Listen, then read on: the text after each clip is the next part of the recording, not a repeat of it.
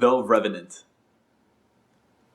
The Revenant is a movie that just recently came out, starring Leonardo DiCaprio and Tom Hardy. Directed by the same guy who did Birdman, Alejandro Gonzalez Urito. I think that's how you say his name.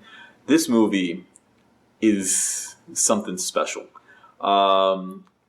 It is one of the best movies I have seen of 2015. For some of us, 2016, because it did come out January 8th for some, and then for some other people, it came out in Christmas of last year. This movie is one of the best movies I've seen in a very long time. It starts Leonardo DiCaprio's character, who is a fur trapper from the 1820s that is kind of a guide for other fur trappers.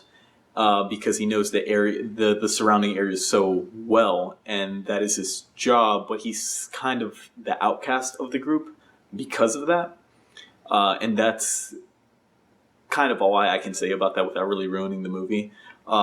This movie really is about his character versus nature, and that includes other people, the winter, the cold, the animals, everything is just going up against them. This movie is one of the most beautiful movies I've ever seen, period. Just how well it's shot.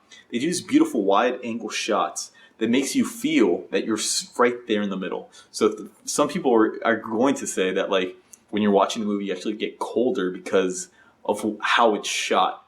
You forget that you're almost watching a movie because everything was shot in natural light. So it gives this very realistic take. Leonardo DiCaprio, some people are going to say that he's going to possibly win an Oscar for it. I really, really do like his performance. I'm not sure if it's Oscar worthy, but it is a very good performance. Tom Hardy's also in it. He plays perhaps the antagonist, but I would kind of want to say like nature, and that time itself is more the antagonist than Tom Hardy's character. The way this movie's shot makes it incredibly unique because of this natural lighting. There's some wide angle shots in it that, like I said before, it like puts you right in smack in the middle of the movie. But the way it's so well done, it makes you yourself as the audience member can tell that this is a very unique movie where this hasn't been done in a very long time, or I can't really think of a time where it has been done so well. So if you're a fan of Birdman, you're gonna like this movie because of the director's style of filming. People who wouldn't like this movie probably are people. There are some brutal scenes with animals, and there are some violent scenes. So I wouldn't recommend this movie for those people. But if that doesn't bother you, you're gonna absolutely enjoy this movie. It is a little bit long. It's over 2 hours, I believe. It's like 2 hours and 20 something minutes.